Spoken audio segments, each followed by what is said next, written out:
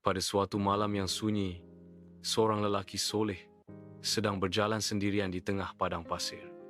Bekalannya hampir habis, tubuhnya letih, dan hatinya penuh doa. Dia berbisik, "Ya Allah, jika ini saat ajalku, aku reda. Jika masih ada hidup, aku serahkan segalanya kepadamu." Tiba-tiba, muncul seorang lelaki asing, berpakaian hijau.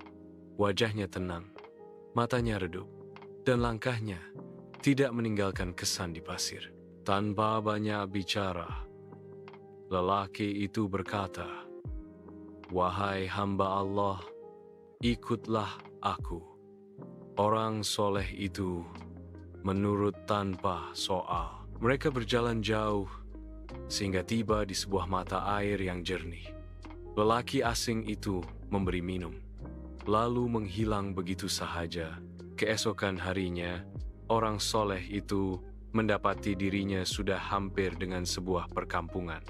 Dia terselamat daripada maut dan kembali hidup dengan penuh kesyukuran. Para ulama menyebut lelaki misteri itu ialah Nabi Khidir, hamba Allah yang diutus untuk menolong orang-orang soleh dalam diam tanpa diketahui manusia.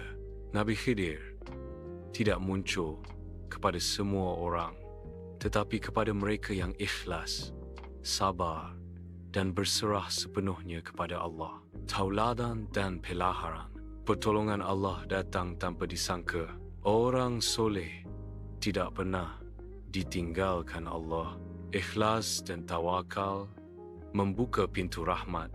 Ada pertolongan yang datang tanpa kita kenal wajahnya. Jangan berputus asa, walau di saat paling gelap.